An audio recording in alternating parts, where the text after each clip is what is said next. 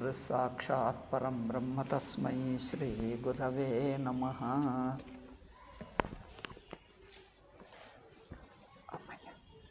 कस्तूरी तिलकं ललाटपटले वक्षस्थले कौस्तुभं नासाग्रे नवमौक्तिकं करतले वेणुः करे कङ्कणं सर्वाङ्गे हरिचन्दनं सुललितं कंठे च मुक्तावली गोपस्त्रीपरिवेष्टितो विजयते गोपालचूडामणिः वंशीविभूषितकरान्नवनीरदाभात् पीताम्बरादरुणबिम्बफलाधरोष्टात् पूर्णेन्दुसुन्दरमुखादरविन्दनेत्रात् पूर्णेन्दुसुन्दरमुखादरविन्दनेत्रात् कृष्णात् परं किमपि तत्त्वमहं न जाने कृष्णात् परं किमपि तत्त्वमहं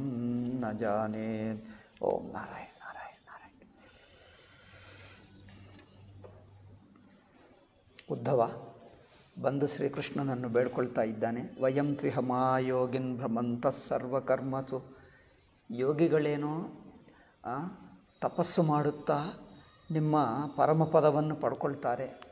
ಆದರೆ ನಾವು ಮಾತ್ರ ಅಷ್ಟು ಯೋಗಿಗಳಷ್ಟು ತಪಸ್ಸಿನ ಶಕ್ತಿ ಇಲ್ಲ ನಮಗೆ. ಅದರಿಂದ ನಾವು ನಿಮ್ಮ ಕಥೆಯನ್ನು ಕೇಳುತ್ತಾ ನಿಮಗೆ ಸೇವೆ ಮಾಡುತ್ತಾ ನಿಮ್ಮ ಸ್ಮರಣ ಮಾಡುತ್ತಾನೇ ನಾವು ಸಂಸಾರವನ್ನು ದಾಟುತ್ತೇವೆ. ಸ್ಮರಂತಃ ಕೀರ್ತಯಂತಸ್ತೆ ಕೃತಾನಿ ಗದಿತಾನಿ ಚ. ಇದೆಲ್ಲ ಏಕೆ ಹೇಳ್ತಾ ಇದ್ದಾರೆ ಅಂದರೆ ನೋಡಿ, ಯೋಗಿಗಳು ಎಲ್ಲೋ ತಪಸ್ಸು ಮಾಡಿಕೊಂಡು ಸಂಸಾರ ದಾಟ್ತಾರೆ. ನಾವು ಸಂಸಾರವನ್ನು ದಾಟುವುದಕ್ಕೆ ನಮಗೆ ತಪಸ್ಸು ಇಲ್ಲ, ಶಕ್ತಿ ನಮಗೆ ಏನಿದೆ ಅಂದರೆ ನಿಮ್ಮ ಹತ್ತಿರ ಇರುವುದು, ನಿಮ್ಮ ಸೇವೆ ಮಾಡುವುದು, ನಿಮ್ಮನ್ನು ನೋಡುವುದು, ನಮಗಿದೇ ಸಾಧನ. ಆದ್ದರಿಂದ ನೀವು ನಮ್ಮನ್ನು ಬಿಟ್ಟು ಹೋದರೆ ನಾವು ಜೀವಿಸುವುದು ಹೇಗೆ? ಯೋಗಿಗಳಾದರೆ ನಿಮ್ಮನ್ನು ಬಿಟ್ಟಾದರೂ ಇರಬಹುದು. ನೋಡಿ, ಅದು ನಾವು ಹಿಂದೆ ಹೇಳಿದ್ದೀವಲ್ಲ, ಕಪಿಲ ಅವತಾರದಲ್ಲಿ, ಕಪಿಲ ಅವತಾರ ಭಾಗವತದಲ್ಲೇ ಇದೆ, ಯಾವ ಪುರಾಣದಲ್ಲಿಲ್ಲ. ಅದು ನಿಜವಾಗಿತ್ತಾ ಯಾರೋ ಕಲ್ಪಿಸಿದ್ದಾರಾ ಅನಿಸುತ್ತದೆ. ಎಲ್ಲಿ ಇಲ್ಲ, ಇಲ್ಲೊಂದೇ ಇದೆ, ಯಾವ ಪುರಾಣದಲ್ಲಿಲ್ಲ. ಆಯಿತು, ಅದು ಬಿಡಿ. ಸೊ ದೇವಹೂತಿಗೆ ಭಗವಂತ ಕಪಿಲ ಅವತಾರ ಬರುತ್ತಾನೆ. ಹುಟ್ಟಿದಾಗ ಕರ್ದಮ ಮಹರ್ಷಿ, ಕರ್ದಮ ಅಪ್ಪ ದೇವಹೂತಿಗೆ ಪತಿ, ಆ ಕರ್ದಮ ಮಹರ್ಷಿ ಈ ಮಗು ಹುಟ್ಟಿದ ನಂತರ ಆ ಏಕಾಂತದಲ್ಲಿ ಹೋಗಿ ಅವರಿಗೆ ಮಾತಾಡಿ ನಾನು ಹೋಗ್ತೀನಿ, ತಪಸ್ಸು ಮಾಡಿಕೊಳ್ತೀನಿ ಎಂದು ಹೊರಟೋಗ್ತಾನೆ. ಇದು ಇಲ್ಲಿ ಯೋಗಿಗಳು ಮಹಾಶಕ್ತಿವಂತರು, ಆದರೆ ತಪಸ್ಸು ಮಾಡ್ತಾರೆ. ಭಗವಂತನ ಅವತಾರ ಇಲ್ಲೇ ಇರುವಾಗ ಬಿಟ್ಟು ಅಲ್ಲಿ ಹೋಗಿ ತಪಸ್ಸು ಮಾಡಿಕೊಳ್ತಾರೆ. ಆದರೆ ನಮಗೆ ಅಷ್ಟು ಶಕ್ತಿ ಇಲ್ಲ. ಅದರಿಂದ ನಾವು ನಿಮ್ಮನ್ನು ಬಿಟ್ಟು ಹೋಗೋಕ್ಕಾಗಲ್ಲ. ಅದರಿಂದ ಕಾರಣವೇನು? ಇದೆಲ್ಲ ಏಕೆ ತರ್ಕ? ನೀವು ಇಲ್ಲೇ ಇರು ಅಥವಾ ನಮ್ಮನ್ನೇ ಕರ್ಕೊಂಡು ಹೋಗು. ಇದಕ್ಕೋಸ್ಕರ ಇಷ್ಟೆಲ್ಲ ಹೇಳೋದು. ಆ ಉದ್ಧವನು ಹೇಳುವುದೇನೆಂದರೆ, ಸಾಧನಗಳು ಎರಡು. ಒಂದು ಭಗವಂತನಿಗೆ ದೂರವಾಗಿ ಮಾಡಬಹುದು, ಇನ್ನೊಂದು ಭಗವಂತನ ಸನ್ನಿಧಿಯಲ್ಲೇ ಅಂದರೆ ಸಗುಣ ಪರಮಾತ್ಮ ಅವತಾರವನ್ನು ನೋಡುತ್ತಾ ಮಾಡುವ ಸಾಧನ ಒಂದು. ಅವತಾರವನ್ನು ನೋಡುತ್ತಾ ಅವತಾರ ಎದುರಾಗೆ ಅವರ ಸೇವಾ, ಅವರ ಪೂಜಾ, ಅವರ ನಮಸ್ಕಾರ, ಅವರಿಗೆ ನಾಮಸ್ಮರಣ ಇದು ಮಾಡುವುದು. ಇನ್ನೊಂದೇನೆಂದರೆ ಅವತಾರವಿದ್ದರೂ ಅವರನ್ನು ಬಿಟ್ಟು ಬೇರೆ ಕಡೆ ಎಲ್ಲೋ ಏಕಾಂತದಲ್ಲಿ ಹಿಮಾಲಯದಲ್ಲಿದ್ದು ತಪಸ್ಸು ಮಾಡಿಕೊಳ್ಳೋದು. ಅದು ಭಗವಂತನು ಪಡೆಯುವಕ್ಕೆ ಸಾಧನವೇ, ಇದು ಸಾಧನವೇ. ನೋಡಿ, ಭಗವಂತ ಹತ್ತಿರನೇ ಇರಬೇಕೆಂದೇನಿಲ್ಲ, ಇದು ಸಾಧನವೇ. ಹೇಳ್ತಾರೆ ನೋಡಿ, ವಾತರಶನಾಹ ವಯಂತು ಇಹ. ಇದಕ್ಕಿದಕ್ಕೆ 47, 48 47, 48 ವಿಚಿತ್ರ. ಯೋಗಿಗಳಾದರೆ ಇದು ಅದಕ್ಕೆ ಸೇರಿಸಬೇಕು. ವಯಂತು ಇಹ ಮಹಾಯೋಗಿನ್ ಭ್ರಮಂತಃ ಕರ್ಮವರ್ತ್ಮಸು. ಅಂದರೆ ಎರಡು ಸಾಧನಗಳಿವೆ, ಸಗುಣ ಸಾಧನ, ನಿರ್ಗುಣ ಸಾಧನ. ಅವರು ನಿರ್ಗುಣ ಸಾಧನ ಮಾಡುವವರು ಭಗವಂತನನ್ನು ಬಿಟ್ಟು ದೂರದಲ್ಲಿಯೂ ಸಾಧನ ಮಾಡಿ ಅವರು ಭಗವತ್ ಪ್ರಾಪ್ತಿ ಪಡ್ಕೊಳ್ಳಬಹುದು. ಆದರೆ ಇಲ್ಲಿ ಇದು ಏಕೆ ಅಂದರೆ, ಪರಮಾತ್ಮ ಸಗುಣನ ನಿರ್ಗುಣನ? ಸಗುಣವೂ ಕರೆಕ್ಟು, ನಿರ್ಗುಣವೂ ಆಗಬಹುದು. ಯಾರು ಸಗುಣವೇ ಎಂದು ಹೇಳ್ತಾರೋ, ನಮ್ಮ ಗುರುಗಳು ಹೇಳಿದ್ದಾರೆ, ಅಲ್ಲಿ ನಿಮಗೆ ನೆನಪಿದೆಯೋ ಅಲ್ಲಪ್ಪ, ಆ ಕಪಿಲನ ಕಥೆ ಹೇಳುವಾಗ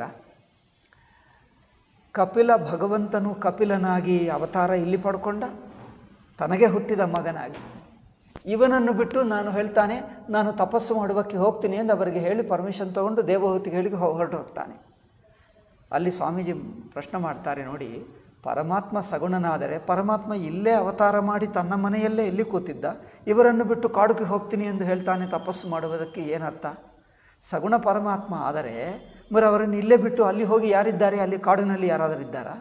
ಅಲ್ಲಿ ಕಣ್ಣು ಮುಚ್ಚಿಕೊಂಡು ಮಾಡ್ತಾನ? ಅಂದರೆ ಪರಮಾತ್ಮ ಸರ್ವವ್ಯಾಪಕ, ಸಗುಣ ಇದ್ದಾನೆ, ನಿರ್ಗುಣ ಇದ್ದಾನೆ, ಅವತಾರ ರೂಪದಲ್ಲಿದ್ದಾನೆ, ಅವತಾರವಿಲ್ಲದಿದ್ದರೂ ಇದ್ದಾನೆ. ಇದೆಲ್ಲವೂ ಒಂದೇ ಆಗುವುದರಿಂದ ಇಲ್ಲಿರುವ ಪರಮಾತ್ಮನನ್ನು ಬಿಟ್ಟು ಅಲ್ಲಿಯೂ ಸಾಧನೆ ಮಾಡಬಹುದು. ಇವರದೇ ಹೇಳ್ತಾ ಇದ್ದಾನೆ ಉದ್ಧವ. ಯೋಗಿಗಳು ತಪಸ್ವಿಗಳಾದರೆ ಸನ್ಯಾಸಿಗಳು ಅವರಿಗೆ ಸಗುಣ ರೂಪ ಏನು ಬೇಕಾಗಿಲ್ಲ, ನಿಮ್ಮ ಅವತಾರ ಏನು ಬೇಕಾಗಿಲ್ಲ, ಅವರು ಎಲ್ಲಿದ್ದರೂ ಮಾಡ್ಕೊಳ್ತಾರೆ. ಆದರೆ ನಮ್ಮಂಥವರಿಗೆ ಅಷ್ಟು ಬಲವಿಲ್ಲ. ವಯಂತು ಇಹ ಇಲ್ಲಿ ನೋಡಿ, ವಾತರಶನಾಯೋ ಋಷಯ ಯಋಷಯ ಶ್ರವಣ ಊರ್ಧ್ವಮಂಥಿನಃ. ವಾತರಶನ ಅಂದರೆ ಗಾಳಿ ಮಾತ್ರ ತಿಂತಾರೆ, ಊಟ ಮಾಡಲ್ಲ. ಅವರು ಮಹಾತಪಸ್ವಿಗಳು. ಅಂಥವರು ನಿರ್ಮಲ ಮನಸ್ಸಿನಿಂದ ತಪಸ್ಸು ಮಾಡಿ ಧ್ಯಾನ ಮಾಡಿ ಜಪ ಮಾಡಿ ನಿಮ್ಮನ್ನು ಪಡ್ಕೊಳ್ತಾರೆ. ಆದರೆ ನಮಗೆ ಅಷ್ಟು ಶಕ್ತಿ ಇಲ್ಲ. ವಯಂತು ಇಹ ಮಹಾಯೋಗಿನ್ ಭ್ರಮಂತಃ ಕರ್ಮವರ್ತ್ಮಸು. ಈ ಕರ್ಮ ಸಾಧನದಲ್ಲಿ ನಾವಿದ್ದೀವಿ, ನಮಗೆ ನೀವೇ ಬೇಕು. ನಾವು ಯೋಗಿಗಳ ಹಾಗೆ ನಿಮ್ಮನ್ನು ಬಿಟ್ಟು ಹೋಗಿ ಸಾಧನೆ ಮಾಡೋಕ್ಕಾಗಲ್ಲ, ನಿಮ್ಮ ಜೊತೆಗೆ ಮಾಡಬೇಕು. ಅದರಿಂದ ನಿಮ್ಮ ಸನ್ನಿಧಿ, ನಿಮ್ಮ ಸಹವಾಸ ನಮಗೆ ಅದೇ ಸಾಧನ. ಆದ್ದರಿಂದ ನೀವೇ ಇಲ್ಲಿರು ಅಥವಾ ನಮ್ಮನ್ನೇ ಕರ್ಕೊಂಡು ಹೋಗು. ನಿಮ್ಮನ್ನು ಬಿಟ್ಟಿದ್ದರೆ ನಾವು ಯೋಗಿಗಳ ಏನು ನಿಮ್ಮನ್ನು ಬಿಟ್ಟಿರುವುದಕ್ಕೆ? ಅದು ನೋಡಿ, ತ್ವದ್ವಾರ್ತಾಯಾಂ ತರಿಷ್ಯಾಮಸ್ತಾವಕೈರ್ದುಸ್ತರಂತಮಃ. ನಿಮ್ಮ ಈ ದುಸ್ತರವಾದ ಮಾಯೆಯನ್ನು ದಾಟಬೇಕಾದರೆ ನಮಗೆ ನಿಮ್ಮ ಸನ್ನಿಧಿ, ನಿಮ್ಮ ಸೇವಾ, ನಿಮ್ಮ ಸ್ಮರಣ, ನಿಮ್ಮ ಮುಖ ನೋಡುವುದು ನಮಗಿದೊಂದೇ ಸಾಧನ. ಸ್ಮರಂತ ಕೀರ್ತಯಂತಶ್ಚ, ಇನ್ನು ನಿಮ್ಮನ್ನೇ ಸ್ಮರಿಸ್ತಾ ಇರ್ತೀವಿ, ನಿಮ್ಮನ್ನು ಕೀರ್ತನ ಮಾಡ್ತೀವಿ. ಕೃತಾನಿ ಗದಿತಾನಿ ಚ, ನೀವು ಮಾಡಿರುವ ಲೀಲೆಗಳು, ನೀವು ಮಾಡಿರುವ ಲೀಲೆಗಳನ್ನೆಲ್ಲ ಅವುಗಳನ್ನೇ ಸ್ಮರಿಸ್ತೀವಿ, ಅವುಗಳನ್ನೇ ಹಾಡ್ತೀವಿ. ಅವರೇನು ಆ ರಾಕ್ಷಸನನ್ನು ಹೇಗೆ ಸಂಹಾರ ಮಾಡಿದ, ಗೋಪಿಕರ ಜೊತೆಗೆ ಹೇಗೆ ಆಟ ಆಡಿದ, ಇವುಗಳನ್ನೇ ಕಥೆಗಳಾಗಿ ಹಾಡುಗಳಾಗಿ ಮಾಡ್ಕೊಳ್ತೀವಿ ಅಲ್ಲವೇ? ಅವರು ಮಾಡಿದ್ದ ನೋಡಿ, ಜಗದುದ್ಧರಣ ಆಡಿಸಿದಡೆ ಯಶೋದೆ ಎಂದು ಹೇಳ್ತಾರೆ ನೋಡಿ. ಏಕೆ? ಆ ಚಿಕ್ಕ ಮಗುವನ್ನು ಜಗದುದ್ಧರಣ ಆಗಿರುವಂಥ ಪರಮಾತ್ಮ ನಿನ್ನನ್ನು ಯಶೋದೆ ಒಂದು ಮಗುವಾಗಿ ಆಳಿಸಿದ್ದಾರೆ. ಅಂದರೆ ಆ ಆಡಿರುವ ಅದು ನಿಜವಾಗಿ ಯಶೋಧ ಅಂಥವರು ಶ್ರೀಕೃಷ್ಣನನ್ನು ಮಗುವಾಗಿ ನೋಡಿ ಆಟ ಆಡಿಸಿದ್ದನ್ನು ಈಗ ಹಾಡುಗಳಾಗಿ ಅವರು ಹಾಡುತ್ತಾ ಇದ್ದಾರೆ. ಅದಕ್ಕೋಸ್ಕರ ಹಾಡ್ತಾರಲ್ಲ ಜೋರಾಗಿ ಜಗದೋದ್ಧರಣ ಎಂದು. ಆಡಿಸಿದ್ದಳೆ ಯಶೋದೆ ಅಂದರೆ ಅದೇ ಆ ಕಥೆಗಳನ್ನು ನಾವು ಕೀರ್ತನವಾಗಿ ಹಾಡುತ್ತಾ ಇರ್ತೀವಿ ಎಂದು. ಸೊ ಕೃತಾನಿ ಗದಿತಾನಿ ಚ ಗತ್ಯಸ್ಮಿತ ಕ್ಷಣೇ ಕ್ಷೇಳಿ. ಅದರಿಂದ ನಿಮ್ಮ ಗಮನ, ನೀವು ಹೋಗುವುದು, ಮಾಡುವುದು, ಕುಳಿತಿರುವುದು, ನೋಡುವುದು, ನೀವು ಏನೇನು ಮಾಡ್ತೀವೋ ಅವುಗಳನ್ನೆಲ್ಲ ಸ್ಮರಿಸ್ಕೊಳ್ತೀವಿ. ನೀವು ಕುಂತಿದ್ದು, ನಿಂತಿದ್ದು, ಭಕ್ತರನ್ನು ನೋಡಿದ್ದು, ಮತ್ತು ಅವರನ್ನು ಓಡಿ ಹೋಗಿದ್ದು, ಅವರಿಗೆ ಕಂಡು ಬರೋದೆಂದು ತಪ್ಪಿಸ್ಕೊಂಡಿದ್ದು. ಗೋಪಿಕರ ಜೊತೆಗೆ ಏನೋ ಆ ರಾಸಲೆಲ್ಲ ಮಾಡ್ತಾ ತಪ್ಪಿಸ್ಕೊಂಡ. ಇವರೆಲ್ಲರೂ ಅವ್ರಿಗೋಸ್ಕರ ಹುಡುಕುತ್ತಾ ಅಳುತ್ತಾ ಇದ್ದಾಗ ಮತ್ತೆ ಕಂಡು ಬಂದ. ಹೀಗೆ ಏನೇನು ಆಟ ಮಾಡಿದ್ದರೋ ಇದೆಲ್ಲ ನೆನಪಿಸ್ಕೊಳ್ತಾರೆ. ಸೊ ಅದೆಲ್ಲ ಆಯ್ತಲ್ಲ, ಹಿಂದೆನೇ ಆಯಿತು ದಶಮಸ್ಕಂದದಲ್ಲಿ. ಸೊ ಗತ್ಯುಸ್ಮಿತೇ ಕ್ಷಣ ಕ್ಷೇಲಿ ಎನ್ರು ಲೋಕ ವಿಡಂಬನಂ. ಮನುಷ್ಯರ ಹಾಗೆ ನೀವು ಮಾಡಿರುವ ಲೀಲೆಗಳನ್ನೆಲ್ಲ ನಾವು ಸ್ಮರಿಸ್ಕೊಳ್ತೀವಿ. ಏಕೆ? ನಾವು ಯೋಗಿಗಳಲ್ಲ, ನಾವು ನಿಮ್ಮ ಸ್ಮರಣ, ನಿಮ್ಮ ಲೀಲಾ ಸ್ಮರಣೆಯೇ ನಮಗೆ ಬೇಕು. ಏವಂ ವಿಜ್ಞಾಪಿತೋ ರಾಜನ್. ಇಷ್ಟೆಲ್ಲ ಯಾರು ಹೇಳಿದರು? ಉದ್ಧವನು ಭಕ್ತ. ಯೋಗಿಗಳು ಬೇರೆ, ಶುಕ ಬೇರೆ. ಶುಕನು ಏನು ಎಲ್ಲೋ ಇದ್ದು ತಪಸ್ಸು ಮಾಡ್ಕೊಳ್ತಾನೆ, ಉದ್ಧವನಲ್ಲ. ನಾನು ನಿಮ್ಮ ಜೊತೆಗೆ ನಿಮ್ಮ ಸಗುಣ ಸಾಕಾರ ರೂಪವನ್ನೇ ನೋಡುತ್ತಾ ನಾವು ಮಾಡಬೇಕು. ಎರಡೂ ಸಾಧನಗಳೇ. ಏವಂ ವಿಜ್ಞಾಪಿತೋ ರಾಜನ್ ಭಗವಾನ್ ದೇವಕೀ ಸುತಃ. ದೇವಕೀ ಸುತನನ್ನು ಹೀಗೆ ಬೇಡಿಕೊಂಡಾಗ ಏಕಾಂತಿನಂ ಪ್ರಿಯಂ ಭೃತ್ಯಂ ಉದ್ಧವಂ ಸಮಭಾಷತ. ಈಗ ಯಾರೂ ಇಲ್ಲ, ಏಕಾಂತದಲ್ಲಿ ಉದ್ಧವನೇ ಇದ್ದಾನೆ. ಉದ್ಧವನ ಜೊತೆಗೆ ಶ್ರೀಕೃಷ್ಣ ಉಪದೇಶ ಮಾಡುವುದು ಶುರು ಮಾಡ್ತಾನೆ. ಇದು ಏನು ಹೇಳ್ತೀವಿ? ಅಮ್ಮ ಸ್ವಾಮೀಜಿ ದೊಡ್ಡ ಒಂದೆರಡು ಪದಗಳು ಹೇಳಿದ್ದಾರೆ, ಇದು ಓದಿಬಿಡುವುದಾ? ದೊಡ್ಡದಿದೆ. ಓಕೆ, ಸ್ವಲ್ಪ ಬೇಗ ಬೇಗ ಓದ್ಬಿಡ್ತೀನಿ. ಏಕಾಂತ ಮೇ ಶ್ರೀಕೃಷ್ಣವರು ಉದ್ಧವ್ ಬೇಟೆ ಹೇ. ಏಕಾಂತದಲ್ಲಿ ಶ್ರೀಕೃಷ್ಣ ಉದ್ಧವರಿದ್ದಾರೆ. ಅವರು ಹೃದಯ ಕಾ ಭಾವ ಪ್ರಕಟ ಕಿಯಾ, ತನ್ನ ಹೃದಯದ ಅಭಿಪ್ರಾಯವನ್ನು ಹೇಳಿದ. ಶ್ರೀಕೃಷ್ಣ ಭಗವಾನ್ ನೆ ವೈಸೆ ತೋ ಸಬ್ ಜಗಹ ಜಾ ಜಾಕರ್ ಲೋಗೋಂ ಕೋ ದರ್ಶನ್ ದಿಯಾ ಹೈ. ಭಗವಂತ ಆಯಾ ಭಕ್ತರಿಗೆ ನಿಮ್ಮ ದರ್ಶನ ಬೇಕು ಎಂದು ಬೇಡಿಕೊಂಡಾಗ ತಾನೇ ಅಲ್ಲಿಗೆ ಹೋಗಿ ಹೋಗಿ ಹೋಗಿ ದರ್ಶನ ಕೊಟ್ಟ. ಇಲ್ಲಿ ಮಾತ್ರ ಉದ್ಧವನೇ ಇಲ್ಲಿಗೆ ಬಂದು ಏಕಾಂತದಲ್ಲಿ ಏಕಾಂತ ಹುಡುಕೊಂಡು ಯಾರಿಲ್ಲದಿರುವಾಗ ಪ್ರಶ್ನೆ ಮಾಡಿದ. ಸೊ ದರ್ಶನ್ ದಿಯಾ ಅವರು ಕೃತಾರ್ಥ ಕಿಯಾ.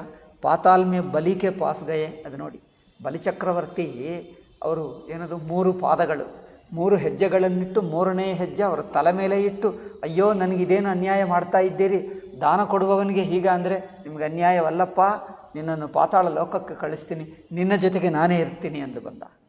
ಪಾತಾಳ ಲೋಕದಲ್ಲಿ ಬಂದು, ಪಾತಾಳವಾ ರಸಾತಲವಾ, ಆ ಲೋಕದಲ್ಲಿ ಭಗವಂತನೇ ಅವರ ಜೊತೆಗೆ ಇರುತ್ತಾನೆ. ಅಲ್ಲಿ ಪಾತಾಲ್ ಮೇ ಬಲಿ ಕೆದೆ, ಪಾತಾಳ ಮೇ ಬಲಿ ಕೆ ಪಾಸ್ ಗಯೆ ಐಸಾ ವರ್ಣನ ಆಯಾ ಹೈ. ಇದು ನೋಡಿ, ಭಗವಂತನಿಗೆ ಭಕ್ತರನ್ನು ಎಲ್ಲೆಲ್ಲೋ ಕಳಿಸಿಬಿಟ್ಟರೆ ಭಕ್ತರಿಗೋಸ್ಕರ ತಾನೇ ಅಲ್ಲಿ ಹೋಗಿ ಅವರ ಜೊತೆಗೆ ಇರುತ್ತಾನೆ. ಭಗವಂತ ಏನಾದರೂ ಮಾಡ್ತಾನೆ, ಅದು ವಿಚಿತ್ರ. ಭಾರತ ವರ್ಷಕ್ಕೆ ಪಶ್ಚಿಮ ಸಿರೆ ಪರ್ ತೋ ರಹತೆ ಹೀತೆ, ಪೂರ್ವ ಸಿರೆ ಪರ್ ಉನ್होंने ವಿವಾಹ ಕಿಯಾ ಥಾ. मद्रास से लेकर काश्मीर तक सब जगह उनके संबंध फैले हुए हैं. ಅದರಿಂದ ಭಗವಂತನ ಭಕ್ತರು, ಮದ್ರಾಸ್ ಅಂದರೆ ತಮಿಳುನಾಡು, ಅವರು ತಮಿಳುನಾಡಿಗೂ ಮದ್ರಾಸ್ ಹೇಳಿಬಿಡ್ತಾರೆ. ಆ ಕಾಲದಲ್ಲಿ ಬ್ರಿಟಿಷ್ ಕಾಲದಲ್ಲಿ ಏನು ಮದ್ರಾಸ್ ಅಂದರೆ ಅದು ಕನ್ಯಾಕುಮಾರಿಯಿಂದ ರಾಮೇಶ್ವರಂನಿಂದ ಎಲ್ಲಿವರೆಗೂ ವಿಶಾಖಪಟ್ಟಣಂ ದಾಟಿ ಆ ತೆಲುಗು ಜನರನ್ನು ಮದ್ರಾಸಿ ಹೇಳ್ತಾರೆ, ಆಂಧ್ರ ಜನರನ್ನು ಮದ್ರಾಸೆ ಹೇಳ್ತಾರೆ. ಏಕೆಂದರೆ ಮದ್ರಾಸ್ನಲ್ಲೆಲ್ಲ ತೆಲುಗು ಜನರು ಹೆಚ್ಚಿದ್ದರು ಆ ಕಾಲದಲ್ಲಿ. ಆದ್ದರಿಂದ ಅವರೆಲ್ಲರನ್ನು ಮದ್ರಾಸಿ ಹೇಳ್ತಾರೆ, ಯಾರು ಉತ್ತರ ಭಾರತವರು. ಅಷ್ಟೇ ಅಲ್ಲ, ಸಚ್ಚಿದಾನಂದ ಸ್ವಾಮೀಜಿ ಕುರಿತು ಇದೇ ಗುರುಗಳು, ಇದೇ ಸ್ವಾಮೀಜಿ ಇವರ ಪುಸ್ತಕವೊಂದು ಅನುವಾದ ಮಾಡಿ ಹಿಂದಿಯಲ್ಲಿ ಪ್ರಿಂಟ್ ಮಾಡಿದ್ದಾರೆ. ಅದಕ್ಕೆ ಹೇಳ್ತಾರೆ, ಈಗ ಸ್ವಾಮೀಜಿ ತಮಿಳುನಾಡು ಹೊಳಿ ನರಸೀಪುರ ಎಂಬ ತಮಿಳುನಾಡಿನಲ್ಲಿ ಹೊಳಿ ನರಸೀಪುರದಲ್ಲಿ ಇರುತ್ತಾರೆ ಎಂದು ಬಂದು. ಅವರಿಗೆ ದಕ್ಷಿಣ ಭಾರತಂ ಅಂದರೆ ತಮಿಳುನಾಡೇ ಕಂಡು ಬರ್ತದೆ, ಯಾರು ಕಂಡು ಬರಲ್ಲ. ದಕ್ಷಿಣ ಅಂದರೆ ಸಾಕು, ಎಲ್ಲರೂ ತಮಿಳರೇ, ಅವ್ರಿಗೆ ಅದೊಂದೇ ಬುದ್ಧಿ. ಇದೆಲ್ಲ ಯಾರು ಬ್ರಿಟಿಷರು ಮಾಡಿಕೊಟ್ಟಿರುವ ಬುದ್ಧಿ, ಎಲ್ಲರೂ ಬ್ರಿಟಿಷರು ಮಾಡಿಕೊಟ್ಟಿರೋ ಬುದ್ಧಿ. ದಕ್ಷಿಣ ಅಂದರೆ ಸಾಕು ತಮಿಳೇ. ಈಗ ಮಿಕ್ಕ ಯಾರು ಪ್ರಪಂಚದಲ್ಲಿ ಇಲ್ಲದಂತೆ ಮಾತಾಡ್ತಾರೆ. ಅದಷ್ಟೇ ಮೂರ್ಖ ಬುದ್ಧಿ. ಮೂರ್ಖ ಬುದ್ಧಿಗೆ ಪರಿಹಾರವಿಲ್ಲ. मद्रास से लेकर कश्मीर एक जगह, ಇದು ನೋಡಿ, मद्रास से लेकर कश्मीर तक सब जगह उनके संबंध फैले हुए थे. ಮಹಾನಾರಾಯಣಕ್ಕೆ ತಮಿಳುನಾಡು ಎಂದು ದೇಶ ಹೇಳಲ್ಲ, ದ್ರಾವಿಡ ದೇಶ ಎಂದು ಅವರು ಮದ್ರಾಸೆ ಹೇಳ್ತಾರೆ. ಓಕೆ, ಮಹಾನಾರಾಯಣ के पास भी हो आए, अदिति के कुंडल लेने के लिए स्वर्ग में भी गए. ಒಂದು ಸಲ ಅವರೇನು ಯಾರೊಬ್ಬ ಹುಡುಗ ಸತ್ತು ಹೋದ ನೋಡಿ, ಅದಕ್ಕೋಸ್ಕರ ಎಲ್ಲಿ ಹೋದರು, ಒಂದು ಬ್ರಾಹ್ಮಣ ಬರುತ್ತಾನೆ, ನಮ್ಮ ಹುಡುಗ ಸತ್ತು ಹೋದ ಎಂದು. ಅದಕ್ಕೋಸ್ಕರ ಅರ್ಜುನನ ಜೊತೆಗೆ ನಾರಾಯಣನ್ನೇ ಭೇಟಿ ಮಾಡಿ ಬಂದರು ಅಲ್ಲವೇ. ಒಂದು ಸಲ ಅದಿತಿ ಕುಂಡಲು ಲಾನೇಕೆ ಲಿಯೆ ಸ್ವರ್ಗ ಮೇ ಗಯೆ, ಅದಿತಿಗೆ ಕುಂಡಲು ತರುವುದಕ್ಕೆ ಸ್ವರ್ಗಕ್ಕೆ ಹೋದರು. ತೋ ಮರ್ತ್ಯಲೋಕ ಪಾತಾಲ್ ಸ್ವರ್ಗ ಸರ್ವತ್ರ ಭಗವಾನ್ ಶ್ರೀಕೃಷ್ಣ ಗಯೆ. ಮೇಲಿನ ಲೋಕ ಕೆಳಗಿನ ಲೋಕ ಎಲ್ಲ ಕಡೆ ತಾನೇ ಹೋದರು. ಭಗವಾನ್ ಶ್ರೀಕೃಷ್ಣ ಗಯೆ ಅವರು ಸಭಿ ದೇವತಾಂಸೆ ಭೇಂಟು ಹುಯಿ, ಎಲ್ಲ ದೇವತರನ್ನು ಭೇಟಿ ಮಾಡಿದ್ದಾರೆ. ಪರ್ ಯಹತೋ ಭಾರತ ವರ್ಷಕ ಅತ್ಯಂತ ಶಾಂತ ಬದ್ರಿನಾಥ್ ಕಾ. ಈಗ ಮಾಡುವುದು ಮಾತ್ರ ಬದ್ರಿನಾಥ್ ಕ್ಷೇತ್ರ. ಇಲ್ಲಿ उत्तरीय भाग है, वहाँ भगवान श्री कृष्ण नहीं गए क्योंकि वहाँ धर्म स्थापन करने की कोई आवश्यकता नहीं थी. ಬೇರೆ ಕಡೆ ಎಲ್ಲ ಕಡೆ ಹೋದರು, ಬದ್ರಿನಾಥ್ಗೆ ಹೋಗಲಿಲ್ಲ. ಏಕೆಂದರೆ ಅಲ್ಲಿ ಹೋಗಬೇಕಾಗಿರಲಿಲ್ಲ. ಏಕೆಂದರೆ ಅಲ್ಲಿ ಅಸುರರಿಲ್ಲ ಅಲ್ಲವೇ, ಅಸುರರಿದ್ದರೆ ಅವರನ್ನು ಸಾಯಿಸುವುದಕ್ಕೆ ಹೋಗ್ತಾರೆ. वहाँ कोई उपद्रव भी नहीं था, तो उनके मन में ये विचार आया कि उद्धव जी को वहाँ भेजे. ಅದರಿಂದ ಅವರಿಗೆ ಯೋಚನೆ ಅನಿಸಿತು, ಉದ್ಧವನನ್ನು ಬದ್ರಿನಾಥ್ಗೆ ಕಳಿಸೋಣ, ಅಲ್ಲಿರುತ್ತಾನೆ. ಎಂದಿಗೂ ಈಗಲೂ ಹೇಳ್ತಾರೆ, ಕಲಿಯುಗ ಎಲ್ಲ ಅವರು ಅಲ್ಲೇ ಇರ್ತಾನೆ. ಉದ್ಧವ ಈಗಲೂ ಬದ್ರಿನಾಥ್ನಲ್ಲಿ ಉದ್ಧವ ಅಲ್ಲೇ ಇರ್ತಾನೆ. ಅಂದರೆ ನಮಗೆಲ್ಲರಿಗೆ ಕಂಡು ಬರಲ್ಲ ಇರ್ತಾನೆ. वहाँ कोई उपद्रव भी नहीं था. अब जो उद्धव जी को प्रेम की शिक्षा प्राप्त करने के लिए व्रज में भेजा. ಮೊದಲು ಉದ್ಧವನನ್ನು ಬೃಂದಾವನಕ್ಕೆ ಕಳಿಸಿದ ಗೋಪಿಕರನ್ನು ನೋಡಲಿಕ್ಕೆ. ಈಗ ಈಗ ಉಪದೇಶ ಮಾಡ್ತಾ ಇದ್ದಾನೆ. ಎಲ್ಲಿ? ಇಲ್ಲೇ ದ್ವಾರಕಾದಲ್ಲಿ. ಇದಾದ ನಂತರ ಇವರಿಗೆ ಬದ್ರಿನಾಥ್ ಕಳಿಸ್ತಾನೆ. ಅಂದರೆ ಮಿಕ್ಕ ಜನರಿಗೋಸ್ಕರ ತಾನೇ ಹೋದ, ಉದ್ಧವನನ್ನು ಮಾತ್ರ ತಾನು ಕಳಿಸಿದ. ಅಲ್ಲ, ಉದ್ಧವನನ್ನು ಅಲ್ಲಿಗೆ ಇಲ್ಲಿಗೆ ಎಲ್ಲ ಕಡೆ ಕಳಿಸಿದ. व्रज में भेजा तो ज्ञान का उत्कृष्ट अनुभव प्राप्त करने के लिए उन्हें हिमालय में भी भेजना चाहिए. ಅದರಿಂದ ಹಿಮಾಲಯ ಅಂದರೆ ಬದ್ರಿನಾಥ್ಗೂ ಕಳಿಸಬೇಕು. क्योंकि मनुष्य के अंदर जब एकांगी पूर्णता रहती है तो वह सच्ची पूर्णता नहीं होती है. पूर्णता ಹೃದಯದಲ್ಲಿ ಏಕಪಕ್ಷ ಇರಬಾರದು, ಪರಿಪೂರ್ಣವಾಗಿರಬೇಕು. ರಾಗ ಕಿ ಪೂರ್ಣತಾ ತೋ ವ್ರಜ ಮೇ ಜಾನೆ ಸೇ ಹುಯಿ. ರಾಗ ಅಂದರೇನು? ಭಗವಂತನಲ್ಲಿ ಪ್ರೇಮ ಬೃಂದಾವನದಲ್ಲಿ ಆಯಿತು. ಬೃಂದಾವನದಲ್ಲಿ ಗೋಪಿಕರನ್ನು ನೋಡಿದಾಗ ಅವರ ಪ್ರೇಮ ಬೆಳೆಯಿತು. ಯಾರಿನಲ್ಲಿ? ಉದ್ಧವನಲ್ಲಿ. ಆದರೆ ಒಂದು ಪ್ರೇಮನೇ ಸಾಕಾಗಲ್ಲ, ಜ್ಞಾನವೂ ಬೇಕು, ವೈರಾಗ್ಯ ಬೇಕು, ಎಲ್ಲ ಬೇಕಲ್ಲವೇ? ಜ್ಞಾನ ಸಮೇತ ಭಕ್ತಿ, ವೈರಾಗ್ಯ ಸಮೇತ ಭಕ್ತಿ ಇದ್ದರೆ ಪೂರ್ಣವಾಗ್ತದೆ. ಭಕ್ತಿ ಇದ್ದರೂ ಆಸಕ್ತಿ ಇದ್ದರೆ ಪೂರ್ಣವಾಗಲ್ಲ. ಭಕ್ತಿ ವೈರಾಗ್ಯ ಇರಬೇಕು. ಆದ್ದರಿಂದ ವೈರಾಗ್ಯಕ್ಕೆ ಪೂರ್ಣತಾತೋ ಬದ್ರಿನಾಥ್ ಜಾನೆಸೆ ಹೋಗಿ. ಅದರಿಂದ ಬೃಂದಾವನಕ್ಕೆ ಹೋದಾಗ ಉದ್ಧವನಿಗೆ ಭಕ್ತಿ ಬೆಳೆಯಿತು. ಈಗ ಬದ್ರಿನಾಥ್ಗೂ ಕಳಿಸಿದ್ದರೆ ವೈರಾಗ್ಯವಾಗುತ್ತದೆ. तो व्रज में जाने से हुई. वैराग्य की पूर्णता तो बद्रीनाथ जाने से हो बद्रीनाथ जाने से ही होगी. प्रेम की पूर्णता व्रज में अदायतल्ल. तो हमारे भक्त में किसी भी प्रकार की न्यूनता नहीं रहनी चाहिए. ಹೀಗೆ ಎಲ್ಲ ಪೂರ್ಣತೆ ಇರಬೇಕು, ಎಲ್ಲ ಗುಣಗಳು. इसके लिए उन्होंने वह लीला रची कि एक ओर तो उद्धव जी कह रहे थे कि तुम्हें छोड़कर हमें आधे क्षण के भी नहीं रह सकते. ಒಂದು ಪಕ್ಕ ಹೇಳ್ತಾ ಇದ್ದಾರೆ ಉದ್ಧವರು, ನೀವು ನಮ್ಮನ್ನು ಬಿಟ್ಟು ಹೋಗಬಾರದು ಎಂದು, ಒಂದು ಕ್ಷಣವೂ ನಿಮ್ಮನ್ನು ಬಿಟ್ಟು ಇರಕ್ಕಾಗಲ್ಲ. दूसरी ओर कहने लगे कि तुम्हारी लीला का गान कर करके इस दुस्तर संसार को पार कर जाएंगे. ನಿಮ್ಮ ಲೀಲೆಗಳನ್ನೇ ಕೇಳಿ ಕೇಳಿ ನಾವು ಸಂಸಾರವನ್ನು ದಾಟುತ್ತೇವೆ ಎಂದು ಹೇಳ್ತಾ ಇದ್ದಾರೆ. तो श्री कृष्ण ने विचार किया कि इनके मन में रहने का भी थोड़ा थोड़ा भाव है. ये हमारी कीर्ति का, हमारे सिद्धांत का विस्तार करना चाहिए. ಇನ್ನೊಂದು, ಭೂಲೋಕದಲ್ಲಿ ಯದುವಂಶ ನಾಶವಾಗಿಬಿಟ್ಟರೆ ಶ್ರೀಕೃಷ್ಣನಿದ್ದ ಎನ್ನುವುದು ಯಾರಿಗಾದರೂ ನೆನಪಿರುತ್ತದಾ? ಶ್ರೀಕೃಷ್ಣ ಹೋದ ನಂತರ ಯದುವಂಶ ನಾಶವಾದರೆ ಶ್ರೀಕೃಷ್ಣನನ್ನು ನೋಡಿದವರೇ ಯಾರು ಉಳಿಯಲ್ಲ ಅಲ್ಲವೇ? ಶ್ರೀಕೃಷ್ಣನನ್ನು ನೋಡಿದವರೇ ಯಾರು ಉಳಿಯಲ್ಲ. ಅದರಿಂದ ಏನು ಮಾಡಬೇಕು? ಯಾರೋ ಒಬ್ಬರು ಭೂಲೋಕದಲ್ಲಿರಬೇಕು, ಭಗವಂತನ ಭಕ್ತಿಯನ್ನು ಪ್ರಚಾರ ಮಾಡಲಿಕ್ಕಿರಬೇಕು. ಅದರಿಂದ ಉದ್ಧವನಿಗೆ ಹೇಳಿದ, ಏನಪ್ಪ ನೀವು ಹೇಳಿದೆಯಲ್ಲ, ನನ್ನ ಕಥೆಗಳನ್ನು ಕೀರ್ತನ ಮಾಡ್ತಾ ಇರ್ತೀವಿ, ಬದ್ರಿನಾಥ್ಗೆ ಹೋಗಿ ಭಜನೆ ಮಾಡ್ತಾ ಇರು, ಯಾರೂ ಡಿಸ್ಟರ್ಬ್ ಮಾಡಲ್ಲ ಅಲ್ಲಿ ಅಲ್ಲವೇ? ಈಗ ಅಲ್ಲೇ ಇರ್ಬೋದು ನೀವು. ಅಷ್ಟೇ ಅಲ್ಲದೆ ನಾನು ಹೋದ ನಂತರ ಭೂಲೋಕದಲ್ಲಿ ಭಗವಂತನ ಭಕ್ತಿ, ಕೃಷ್ಣ ಭಕ್ತಿ ಪ್ರಚಾರಕ್ಕೆ ಒಂದು ಜಾಗ ಇರಬೇಕೇ, ಒಂದು ಯಾರೋ ಒಬ್ಬರು ಇರಬೇಕೇ ಕೃಷ್ಣನನ್ನು ನೋಡಿದ ಎಂದು. ಮುಂದೆ ಭಕ್ತರು ಬರುತ್ತಾರೆ, ಅವರಿಗೆ ನೇರಾಗಿ ಕೃಷ್ಣನನ್ನು ನೋಡಿದವನು, ಕೃಷ್ಣ ಜೊತೆಗೆ ವಾಸ ಮಾಡಿದವನೇ ನೇರಾಗಿ ನೀನಿದ್ದರೆ ಹೀಗೆ ಕೃಷ್ಣ ಹೇಗಿದ್ದ ಅಂದರೆ ಹೀಗೆ ಮಾಡಿದ, ಹೀಗಿದ್ದ ಹೇಳಿದ್ದರೆ ಜನರು ಮತ್ತೆ ಮತ್ತೆ ಬರ್ತಾರೆ ಕೇಳುವುದಕ್ಕೆ. ಕೇಳಿ ಹೋಗಿ ಅವರೇ ಭಕ್ತರಾಗಿ ಮತ್ತೆ ತನ್ನ ಶಿಷ್ಯರಿಗೆ ಹೇಳ್ಕೊಡ್ತಾ ಅದು ಪ್ರಪಂಚದಲ್ಲಿ ಶ್ರೀಕೃಷ್ಣನ ಭಕ್ತಿ ಸಂಪ್ರದಾಯ ಬದುಕುತ್ತದೆ. ನೀವು ನನ್ನ ಜೊತೆಗೆ ವೈಕುಂಠಕ್ಕೆ ಬಂದರೆ ಏನಾಗುತ್ತದೆ? ಭೂಲೋಕಕ್ಕೆ ಭಗವಂತನಿಗೆ ಕಟ್ಟಿಫಾಗಿ ಬಿಡ್ತದೆ, ಏನು ಸಂಬಂಧವೇ ಇಲ್ಲ ಅಲ್ಲವೇ? ಮತ್ತು ಅವರು ಒಂದು ಸಂಬಂಧ ಇರಬೇಕೇ. ಆದ್ದರಿಂದ ಹೇಳಿದ, ನೀವು ಇಲ್ಲೇ ಇರಬೇಕು, ಬದ್ರಿನಾಥ್ನಲ್ಲಿ ಇರು. ಆವಾಗ ಜನರು ಬರ್ತಾರೆ, ಅವರಿಗೆ ಕೃಷ್ಣ ಕಥಾ ಹೇಳುತ್ತಾ ಇರು. ನಿನಗೂ ಇಷ್ಟ ಅಲ್ಲವೇ ಕೃಷ್ಣನ ಕಥೆ, ಭಜನೆಗಳು, ಕೀರ್ತನೆಗಳು ಇಷ್ಟ, ನೀವು ಹಾಡ್ತಾ ಇರು, ಅವರು ಕೇಳ್ತಾರೆ, ಅವರು ಕಲ್ತ್ಕೊಳ್ತಾರೆ, ನಡೆಯುತ್ತದೆ. ಈಗ ಕೃಷ್ಣ ಲೀಲಾ ಸಂಪ್ರದಾಯ ಮುಂದುವರಿಯಬೇಕು. हमारे कीर्ति का, हमारे सिद्धांत का विस्तार करना चाहिए और इनसे योग्य दूसरा कोई व्यक्ति है नहीं. ನನಗೆ ಉದ್ಧವನೇ ನನ್ನ ಹೃದಯ, ನನಗಿಂತ ಬೇರೆ ಉದ್ಧವನಿಲ್ಲ. ಶ್ರೀಕೃಷ್ಣ ಹೇಳ್ತಾನೆ ಹಿಂದೆ, ಎಲ್ಲಿ? 3ನೇ ಸ್ಕಂದದಲ್ಲಿ, ನೋದ್ಧವೋಪಿ ಮನ್ಯೂನೋ ಯದ್ಗುಣೈರ್ನಾರ್ದಿತ ಪ್ರಭು. ನನ್ನಕ್ಕಿಂತ ಒಂದು ಚೂರು ಬೇರೆ ಅಲ್ಲ. ಅದಕ್ಕೋಸ್ಕರ ಗೋಪಿಕರಿಗೆ ಹೇಳಿದರಲ್ಲ, ನಾನು ಬರ್ತೀನಿ ಎಂದು ಬೃಂದಾವನಿಗೆ ಹೇಳಿದ, ಆದರೆ ಹೋಗಲಿಲ್ಲ. ನಾನು ಬರ್ತೀನಿ ಎಂದು ಎಲ್ಲಿಗೆ ಹೋದ? ಬೃಂದಾವನಕ್ಕೆ ಹೇಳಿ ಹೋದ, ಆದರೆ ಹೋಗಲಿಲ್ಲ. ಅಂದರೆ ಉದ್ಧವನೇ ನನ್ನ ಆತ್ಮ, ನನಗಿಂತ ಬೇರೆ ಅಲ್ಲ, ನಾನೂ ಉದ್ಧವ ಒಬ್ಬನೇ. ಅದಕ್ಕೋಸ್ಕರ ಉದ್ಧವನನ್ನು ಕಳಿಸಿದ. ಉದ್ಧವ ಹೋದರೆ ನಾನು ಹೋದಂತೆ ಆಗುತ್ತದೆ. ಆದ್ದರಿಂದ ಬೃಂದಾವನಕ್ಕೆ ಗೋಪಿಕರಿಗೆ ಹೇಳಿದನಲ್ಲ ನಾನು ಮತ್ತೆ ಬರ್ತೀನಿ ಎಂದು ಹೇಳಿದ, ಆದರೆ ಹೋಗಲಿಲ್ಲ, ಅದು ಸುಳ್ಳಾಯಿತು. ಅದಕ್ಕೋಸ್ಕರ ಉದ್ಧವನನ್ನು ಕಳಿಸಿದ.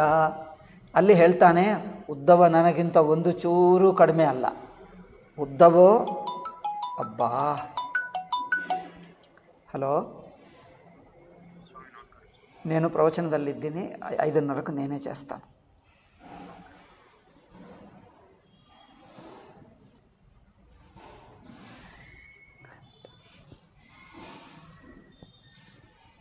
నోద్ధవో అపి మన్యూనో ಯದ್ಗುಣೈರ್ನಾರ್ದಿತ ಪ್ರಭು.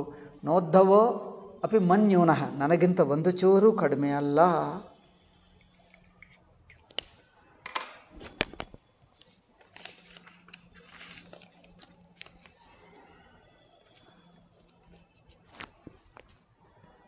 ಈಗ 7ನೇ ಅಧ್ಯಾಯ ಶುರುವಾಗ್ತದೆ ನೋಡಿ.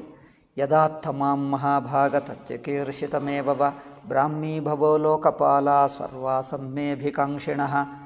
ನೀನು ಹೇಳಿದ್ದೀಯಲ್ಲ, तत्में चिकीर्षितम एव ब्रह्मा शंकर तथा दूसरे से लोकपाल ये सब चाहते हैं कि मैं अब अपने नित्य धाम में चलो. ದೇವತೆಗಳೆಲ್ಲ ನನ್ನನ್ನು ವೈಕುಂಠಕ್ಕೆ, ನಿತ್ಯಧಾಮ ಅಂದರೆ ವೈಕುಂಠಕ್ಕೆ ಬಾ ಎಂದು ಹೇಳಿದ್ದಾರೆ. ಮಯಾ ನಿಷ್ಪಾದಿತಂ ಹ್ಯತ್ರ ದೇವಕಾರ್ಯಮಶೇಷತಃ. ನಾನಿಲ್ಲಿ ದೇವಕಾರ್ಯವು ಏನು ಅಸುರ ಸಂಹಾರವೇ ಧರ್ಮಸ್ಥಾಪನ ಅದೆಲ್ಲ ಮಾಡಿದೆ. ಯದರ್ಥಮವತೀರ್ಣೋಹಂ ಅಂಶೇನ ಬ್ರಹ್ಮಣಾರ್ತಿತಃ. ಬ್ರಹ್ಮದೇವನು ಬೇಡಿಕೊಂಡಾಗ ನಾನು ಬಂದು ಯಾವ ಕೆಲಸಕ್ಕೆ ಬಂದಿದ್ದೇನೋ ಆ ಕೆಲಸ ಮುಗಿಸಿಬಿಟ್ಟೆ. भागवत में 20 जगह श्री कृष्ण और श्री कृष्ण के लिए अंशावतार वे हैं ऐसा वर्णन प्राप्त होता है. ಇಲ್ಲಿ ನೋಡಿ, ಇಲ್ಲಿ ಒಂದು ವಿಷಯ ಚರ್ಚಾ, ಸಣ್ಣ ವಿಷಯ. ಭಗವಂತನು ಅಂಶಾವತಾರವ ಪೂರ್ಣಾವತಾರವ ಶ್ರೀಕೃಷ್ಣ? ಇಲ್ಲಿ ಭಾಗವತದಲ್ಲಿ ಇಲ್ಲಿ ನೋಡಿ, ಅಂಶೇನ ಇಲ್ಲಿ ಶ್ಲೋಕದಲ್ಲಿ ಹೇಳಿದೆ, ನನ್ನ ಅಂಶ, ನಾನು ಅಂಶದಿಂದ ಇಲ್ಲಿಗೆ ಬಂದೆ. ಯದರ್ಥಂ ಅವತೀರ್ಣೋಹಂ ಅಂಶೇನ ಬ್ರಹ್ಮಣಾರ್ಥಿತಃ. ಇದರ ಮೇಲೆ ಸ್ವಾಮೀಜಿ ಚರ್ಚೆ ಮಾಡ್ತಾರೆ ನೋಡಿ. ಬೀಸೋ ಜಗಹ, ಅನೇಕ ಜಾಗದಲ್ಲಿ ಭಗವಂತ ನನ್ನದು ಅಂಶಾವತಾರ ಎಂದೇ ಹೇಳುತ್ತಾ ಬಂದಿದ್ದಾರೆ. ಐಸಾ ವರ್ಣನ್ ಪ್ರಾಪ್ತ ಹೋತಾ ಹೈ. ಏಕ್ ಜಗ ಯಹ ಬಾತ್ ಕಹಿ ಹುಯಿ ಹೈ ಕಿ ಕೃಷ್ಣಸ್ತು ಭಗವಾನ್ ಸ್ವಯಂ. ಒಂದು ಕಡೆನೇ ಪ್ರಾರಂಭದಲ್ಲೇ, 1ನೇ ಅಧ್ಯಾಯನೋ 2ನೇ ಅಧ್ಯಾಯನೋ, ಏತೇ ಚಾಂಶಕಲಾ ಸರ್ವೇ, ಮಿಕ್ಕ ಅವತಾರಗಳೆಲ್ಲ ಭಗವಂತನ ಅಂಶ ಆದರೆ ಶ್ರೀಕೃಷ್ಣ ಮಾತ್ರ ಭಗವಂತನ ಅಂಶ ಅಲ್ಲ, ಭಗವಂತನು ನೇರ ತಾನೇ. ಏನು ಹೇಳ್ತಾರೆ? ಶ್ರೀಕೃಷ್ಣಸ್ತು ಭಗವಾನ್ ಸ್ವಯಂ. ಶ್ರೀಕೃಷ್ಣನು ಮಾತ್ರ ಸಾಕ್ಷಾತ್ತು ಭಗವಂತನೇ ಎಂದು ಹೇಳಿದೆ. ಈಗ ಅವನ ಅಂಶ ಅಲ್ಲ, ಪರಿಪೂರ್ಣ. ಮಾನೆ ಶ್ರೀಕೃಷ್ಣ ಸ್ವಯಂ ಭಗವಾನ್ ಹೈ और दूसरे अवतार अंशावतार और कलावतार है. ಮಿಕ್ಕ ಎಲ್ಲ ಅಂಶಾವತಾರ ಕಲಾವತಾರ, ಅಂಶ ಕಲಾ ಒಂದೇ ಆಗುತ್ತವೆ. तो भी मीमांसा की रीति से वह परिभाषा वचन हो जाता है और बाकी सब गौण हो जाते हैं. अतः भगवान श्री कृष्ण परिपूर्णतम अवतार है. ಆದ್ದರಿಂದ 20 ಸಲ ಸ್ವಾಮೀಜಿ ಎಲ್ಲ ಲೆಕ್ಕ ಮಾಡಿದ್ದಾರೆ. ಭಾಗವತವೆಲ್ಲ ಅವರಿಗೆ ಕಂಠಸ್ಥ ಇದೆ. ಅಯ್ಯೋ 100 ಸಲ ಅಲ್ಲ, 1000 ಸಲ ಓದಿರಬಹುದು. ನಮ್ಮ ಸ್ವಾಮೀಜಿ ಭಾಗವತದಲ್ಲಿ ಎಷ್ಟು ಶ್ಲೋಕಗಳಿವೆ? 18,000. ಅಯ್ಯ, 18,000 ಇವೆ. ಎಷ್ಟು ಶ್ಲೋಕಗಳಿವೆಯೋ, ಎಷ್ಟು ಸ್ಕಂದಗಳಿವೆಯೋ, ಯಾವ ಸ್ಕಂದ, ಯಾವ ಅಧ್ಯಾಯ, ಯಾವ ಶ್ಲೋಕ, ಅದರ ಮೇಲೆ 32 ವ್ಯಾಖ್ಯಾನಗಳಿವೆ. ಯಾವ ಸ್ಕಂದ, ಯಾವ ಅಧ್ಯಾಯ, ಯಾವ ಶ್ಲೋಕ ಮೇಲೆ ಯಾವ ವ್ಯಾಖ್ಯಾನಕಾರ ಏನು ಹೇಳಿದ ಅದೆಲ್ಲ ಪುಸ್ತಕ ನೋಡದೆ ಹೇಳ್ತಿದ್ದಾರೆ. ಅವರಿಗೆ ಅಷ್ಟಿತ್ತು. ಏಕೆ? ಅವರು ಸಣ್ಣ ಮಗುವಿನಿಂದಲೇ ಭಾಗವತ ಪ್ರತಿನಿತ್ಯ ಪಾರಾಯಣ ಮಾಡುವುದು, ಓದುವುದು, ವ್ಯಾಖ್ಯಾನಗಳನ್ನು ಓದುವುದು, ಅವರೆಲ್ಲ ಅಷ್ಟಿತ್ತು. ಆದ್ದರಿಂದ ಭಾಗವತ ಪೂರ್ತಿ 18,000 ಶ್ಲೋಕಗಳು ಅವರಿಗೆ. ಅವರು ಏಕಸಂತಾಗ್ರಾಹಿ, ಒಂದು ಸಲ ನೋಡಿದರೆ ಅಷ್ಟೇ, ಈಗ ಮತ್ತೆ ಮತ್ತೆ ಓದಬೇಕಾಗಿಲ್ಲ. ರಾಮಾಯಣ ಪ್ರವಚನ ಮಾಡು ಅಂದರೆ ಪುಸ್ತಕವೇ ಇಲ್ಲ. ಪೂರ್ತಿ ರಾಮಾಯಣ ಹೇಳಿದ್ದರೂ ಅದರಲ್ಲಿ ಒಂದು ಐ ಥಿಂಕ್ 200, 300, 500 ಶ್ಲೋಕಗಳು. ಅದರಲ್ಲಿ ಬಾಯಿನಿಂದಲೇ ಹೇಳಿಬಿಟ್ಟು ಪಾಠ ಹೇಳಿ. ಯಾರೋ ಬೊಂಬೈಗೆ ಹೋದರು, ಪ್ರವಚನ ರಾಮಾಯಣ ಮೇಲೆ ಮಾಡಿ ಎಂದು ಹೇಳಿದರು. ಪುಸ್ತಕವಿಲ್ಲ ಅಂದರೆ ತುಂಬ ಹುಡುಕಿದ್ದರು, ಪುಸ್ತಕ ಸಿಗಲಿಲ್ಲ. ಆಯಿತು ಪರವಾಗಿಲ್ಲ ಎಂದು ಹಾಗೆ ಹೇಳಿಬಿಟ್ಟರು. 200, 300 ಶ್ಲೋಕಗಳು ಯಾವಾಗ ಓದಿದ್ದೋ ಎಲ್ಲ ನೆನಪಿದೆ. 300 ಶ್ಲೋಕಗಳು ಮಧ್ಯದಲ್ಲಿ ಹೇಳಿದ್ದಾರೆ. ರಾಮಾಯಣ ಕಥಾ ನೋಡಿದ್ದರೆ ಆ ರಾಮಾಯಣದಲ್ಲಿ ಬಂದಿರುವ ಕಥಾಘಟ್ಟಗಳೆಲ್ಲ ಒಂದು ಬಿಡದೆ ಹೇಳಿದ್ದಾರೆ. ಅದು ನಮ್ಮ ಹತ್ತಿರ ಪುಸ್ತಕ ಇದೆ. ಅವರು ಹೇಳಿದ್ದಾರೆ, ಪುಸ್ತಕಕ್ಕೋಸ್ಕರ ಹುಡುಕಿದ್ದಾರೆ, ಸಿಗಲಿಲ್ಲ. ಆದರೂ ಅವರು ಹಾಗೆ ಬಾಯಿಂದ ಹೇಳಿಬಿಟ್ರು. ಅವ್ರಿಗೆಲ್ಲ ಇತ್ತು ನೆನಪು. ಅವ್ರಿಗೆ ಹಾಗೆ ಇತ್ತು. ನಾನು ನೋಡಿದ್ದೀನಲ್ಲ, ಅವ್ರು ಮಾತಾಡಿದ್ದೀನಿ, ಅವ್ರ ಜೊತೆಗೆ ಎಷ್ಟೋ ಪಾಠಗಳು ಪ್ರವಚನಗಳು ಕೇಳಿದ್ದೀನಿ. ನಾನು ಮಾತಾಡಿದ್ದೇವೆ, ಎಷ್ಟೋ ಪ್ರಶ್ನೆಗಳಿತ್ತು ನನಗೆ, ಕೇಳಿದೆ, ಚೆನ್ನಾಗಿ ಉತ್ತರ ಹೇಳ್ಕೊಟ್ಟ. ಮತ್ತೆ ಎಷ್ಟೋ ಸಲ ಭೇಟಿ ಮಾಡಿದ್ದೆ. ಸೊ ಆದ್ದರಿಂದ ಅವರಿಗೆ ಅದಷ್ಟು ಇತ್ತು. ಆದ್ದರಿಂದ 20 ಜಾಗದಲ್ಲಿ ಬಂತಂದರೆ ಅಂಶಾವತಾರ, ಒಂದು ಕಡೆ ಮಾತ್ರ ನಾನೇ ಪೂರ್ಣ ಅವತಾರ ಎಂದು ಹೇಳಿದೆ. ಆದರೂ ಆ ಅಂಶ ಎಂದು ಹೇಳಿದ್ದರೆ ಅಂಶ ಎಂಬ ಮಾತುಕಿ ಪೂರ್ಣ ಎಂದೇ ಅರ್ಥ. ಏಕೆ? ಅನಂತವಾಗಿರುವ ಪರಮಾತ್ಮಕ್ಕೆ ಅಂಶ ಏನು, ಪೂರ್ಣವೇನು? ಸರ್ವವ್ಯಾಪಕ ಅನಂತನಿಗೆ ಅಂಶ ಇರುತ್ತದೆ, ಅಂಶ ಹೇಳೋಕ್ಕೆ ಆಗಲ್ಲ. ಅಂಶ ಅಂದರೆ ಪೂರ್ಣವೇ ಅಂಶ ಆಗುತ್ತದೆ, ಅಂಶ ಎಂಬುದೇ ಇಲ್ಲ. ಅನಂತ ಪರಮಾತ್ಮನಿಗೆ ಅಂಶ ಎಂಬುದಿಲ್ಲ, ಎಲ್ಲಿದ್ದರೂ ಪೂರ್ಣವೇ ಇರುತ್ತದೆ, ಅಂಶ ಎಂಬುದೇ ಇಲ್ಲ. ಅದರಿಂದ ಅಂಶ ಅಂದರೆ ತಾನೇ ಎಂದರ್ಥ ಅಷ್ಟೇ ಹೊರತು ತನ್ನ ಸ್ವಲ್ಪ ಭಾಗ ಎಂದರ್ಥ ಅಲ್ಲ, ತಾನೇ ಎಂದರ್ಥ ಅಷ್ಟೇ. ಆದ್ದರಿಂದ ಅಂಶಾವತಾರ ತೋಬಿ ಮೀಮಾಂಸಾಕಿ ರೀತಿಸೆ, ಸ್ವಾಮೀಜಿ ಪೂರ್ಣವಾಗಿ ಇಲ್ಲಿ ಮೀಮಾಂಸಾ ಮಾಡ್ತಾ ಇಲ್ಲ. ರೀತಿ से यह परिभाषा वचन हो जाता है कि बाकी सब गौण हो जाते हैं, अतः भगवान श्री कृष्ण पूर्ण अवतार है. परिभाषा वचन हो जाता है कि बाकी सब, अतः भगवान श्री कृष्ण पूर्णतम परिपूर्ण अवतार है. फिर अंशावतार क्यों बोला जाता है? तो कहते हैं कि ಪ್ರತೀತ್ಯಭಿಪ್ರಾಯೇನ. ಮತ್ತು ಪೂರ್ಣಾವತಾರವಾಗಿದ್ದರೆ ಅಂಶಾವತಾರ ಎಂದು ಏಕೆ ಹೇಳಿದ್ದಾರೆ ಅಂದರೆ वे स्वयं अपने को जो ಅಂದರೆ ಪೂರ್ಣತಾ ಲೋಗೋಂ ಕಿ ಪ್ರತೀತಿ ನಹಿ ಹೋತಿ. ಏಕೆಂದರೆ ಜನರ ದೃಷ್ಟಿಗೆ ಪರಿಪೂರ್ಣವಾಗಿ ಕಂಡು ಬರಲ್ಲ, ಏಕೆಂದರೆ ಅವರ ದೃಷ್ಟಿ ಅಲ್ಪ. ಭಕ್ತರ ಲೌಕಿಕರ ಸಮಾಜದ ದೃಷ್ಟಿ ಅಲ್ಪ. ಕೃಷ್ಣನಲ್ಲಿ ಏನೋ ದೊಡ್ಡತನ ಅನಿಸುತ್ತದೆ, ಪೂರ್ಣ ಪರಮಾತ್ಮದಿಂದ ಅವ್ರಿಗೆ ಗೊತ್ತಾಗಲ್ಲ. ಯಾರೋ ಕೆಲವರು ಭಕ್ತರಿಗೆ ಗೊತ್ತಾಗ್ತದೆ, ಎಲ್ಲರಿಗೆ ಗೊತ್ತಾಗಲ್ಲ. ಆದ್ದರಿಂದ ಅವರಿಗೆ ತೋರಿಕೆಯಲ್ಲಿ ಅಂಶವಾಗಿ ತೋರುತ್ತಾನೆ, ಅದರಿಂದ ಅಂಶ ಎಂದು ಹೇಳಿದ. ತನ್ನ ದೃಷ್ಟಿಗೆ ತಾನು ಪೂರ್ಣವೇ. ಹಾಗೆ ಪ್ರತೀತ್ಯಭಿಪ್ರಾಯೇಣ उनकी पूर्णता लोगों की प्रति नहीं प्रतीति नहीं होती. माने कृष्ण कौन है? वे स्वयं अपने को जो अनुभव करते हैं, कृष्ण वो है कि तुम उनको जिस रूप में देखते हो कृष्ण वो है. ಅಂದರೆ ಜನರು ಲೌಕಿಕರು ಕಂಡು ಬಂದದ್ದನ್ನೇ ನೋಡ್ಕೊಳ್ತಾರೆ ಹೊರತು ಅದಕ್ಕಿಂತ ಹೆಚ್ಚು ನೋಡಲ್ಲ. यह समझो कि हमारा सच्चा स्वरूप कौन है, तो अपना सच्चा स्वरूप अनुभव करता है, वे मेरा सच्चा स्वरूप है. एक ಭಗವಂತನ ಪೂರ್ಣವೂ ಅನುಭವಕ್ಕೆ ಬರುತ್ತದೆ, ಲೌಕಿಕರಿಗೆ ಗೊತ್ತಾಗಲ್ಲ. एक कम आँख वाला काला देखता है और एक तेज आँख वाला आदमी शरीर जगह जगह खड्डे भी देखते हैं, तो क्या उनका देखना ठीक है? अरे भाई, मैं अपने अनुभव से जैसा हूँ वैसा हूँ, दूसरे लोग मेरे बारे में जैसा देखते हैं वो मेरा स्वरूप नहीं है. जो श्री कृष्ण स्वदृष्टि से ही सर्वथा परिपूर्ण है. ಇದು ನೋಡಿ, ಶ್ರೀಕೃಷ್ಣ ತನ್ನ ಅನುಭವ ದೃಷ್ಟಿಗೆ ಪರಿಪೂರ್ಣನಾಗಿದ್ದಾನೆ. ಇನ್ನೊಬ್ಬರ ದೃಷ್ಟಿಗೆ ಅವರವರ ಸಂಸ್ಕಾರ, ಅವರವರ ಬುದ್ಧಿಬಲ, ಅವರವರ ಮನಸ್ಸಿನ ಭಕ್ತಿ ಎಷ್ಟಿರುತ್ತದೋ ಅಷ್ಟೇ ನೋಡ್ತಾರೆ. ನನ್ನ ಪೂರ್ಣವನ್ನು ಅವರು ನೋಡೋಕ್ಕಾಗಲ್ಲ. ಅವರು ನನ್ನ ಆತ್ಮ ಆಗಿಬಿಟ್ಟರೆ ಪೂರ್ಣವಾಗಿ ನೋಡ್ತಾರೆ. ಇದು ನೋಡಿ, मैं अपने अनुभव में जैसा हूँ वैसा हूँ, दूसरे लोग मेरे जैसा देखते हैं मेरा स्वरूप नहीं है. जो स्वदृष्टि से तो सर्वथा परिपूर्ण हो. माने कोई भी आदमी अपने को पापी अनुभव करता है, पुण्यात्मा अनुभव करता है, सुखी दुखी अनुभव करता है, और दूसरे बाहर वाले उसके बारे में न जाने क्या क्या अनुभव करते हैं, तो उनके सोचने से क्या मतलब है? है तो वह वही जैसा वह अपने को अनुभव करता है. तो श्री कृष्ण अपने को परिपूर्ण ब्रह्म अनुभव करते हैं कि परिपूर्ण परब्रह्म परमात्मा है, और दूसरे लोग उनके मनुष्य के रूप में देखते हैं. ಕೆಲವರು ಮನುಷ್ಯ ಎಂದು ನೋಡ್ತಾರೆ, ಕೆಲವರು ಯಾರೋ ಸಿದ್ಧಪುರುಷರು ಹೇಳ್ತಾರೆ, ಕೆಲವರು ಯಾವುದೋ ಶಕ್ತಿವಂತರು ಹೇಳ್ತಾರೆ, ಕೆಲವರು ಯಾರೋ ಋಷೀಶ್ವರರು ಅಂದ್ಕೊಳ್ತಾರೆ. ಅಮ್ಮ ಶ್ರೀಕೃಷ್ಣ ಅಂದರೆ ದೊಡ್ಡ ಋಷಿ ಅಂದ್ಕೊಳ್ತಾರೆ, ಕೆಲವರೇನೋ ದೊಡ್ಡ ರಾಜ ಅಂದ್ಕೊಳ್ತಾರೆ. ಅಷ್ಟೇ ಹೊರತು ಕೆಲವರು ಹೇಳ್ತಾರೆ ಭಗವಂತನ ಒಂದು ಅಂಶ ಹೇಳ್ಕೊಡ್ತಾರೆ. ಕೆಲವರಿಗೆ ಅರ್ಥವಾಗ್ತದೆ, ಸ್ವಲ್ಪ ಅಲ್ಲ, ಪರಿಪೂರ್ಣ ಪರಮಾತ್ಮ ಎಂದು ಕೆಲವರಿಗೆ ಅರ್ಥವಾಗ್ತದೆ. ಮಿಕ್ಕ ಜನರು ಒಂದು ಮನುಷ್ಯ ಹೇಳ್ತಾರೆ, ಕೆಲವರು ಹೇಳ್ತಾರೆ ಒಂದು ಒಳ್ಳೆಯ ಮನುಷ್ಯ ಹೇಳ್ತಾರೆ, ಕೆಲವರೇನೋ ಯೋಗೀಶ್ವರರು ಹೇಳ್ತಾರೆ, ಕೆಲವರು ಏನೋ ದೊಡ್ಡ ಯೋಗಿಗಳು ಬಂದರು, ಅವತಾರ ಪಡ್ಕೊಂಡರು, ಯೋಗಿಗಳೇ ಮನುಷ್ಯ ರೂಪದಲ್ಲಿ ಜನ್ಮ ಪಡ್ಕೊಂಡರು ಅಂದ್ಕೊಳ್ತಾರೆ. ಅವರು ದೊಡ್ಡವರೊಂದು ಪೂಜೆ ಮಾಡ್ತಾರೆ, ಆದರೆ ಭಗವಂತ ಎಂದು ಗೊತ್ತಿಲ್ಲ, ದೊಡ್ಡ ಯೋಗೀಶ್ವರರು ಸಿದ್ಧಪುರುಷರು ಅಂದ್ಕೊಳ್ತಾರೆ. ಇನ್ನು ಕೆಲವರು ಭಗವಂತನ ಸಣ್ಣ ಅವತಾರ ಹೇಳ್ತಾರೆ, ಇನ್ನು ಕೆಲವರೇ ಅರ್ಥ ಮಾಡಿಕೊಳ್ತಾರೆ ಪೂರ್ಣ ಸಾಕ್ಷಾತ್ ಪರಮಾತ್ಮ. तो उनके सोचने से ओके, श्री कृष्ण अपने को परिपूर्ण आयतल्ला. सो इसलिए प्रतीत्यभिप्रायेण अज्ञानी लोगों को ये व्यक्ति के रूप में प्रतीत होते हैं, वो बात दूसरी है. लेकिन है वो परिपूर्णतम ब्रह्म। तो श्रीधर स्वामी अंशेन की व्याख्या करते हैं कि ಪ್ರತೀತ್ಯಭಿಪ್ರಾಯೇಣ. ಇದು ಶ್ರೀಧರ ಸ್ವಾಮಿದ ಆಯ್ತು, ನಾನು ಶ್ರೀಧರ ಸ್ವಾಮಿ ತಂದಿಲ್ಲ. श्रीधर स्वामी का अंशेन की व्याख्या करते हैं प्रतीत्यभिप्रायेण.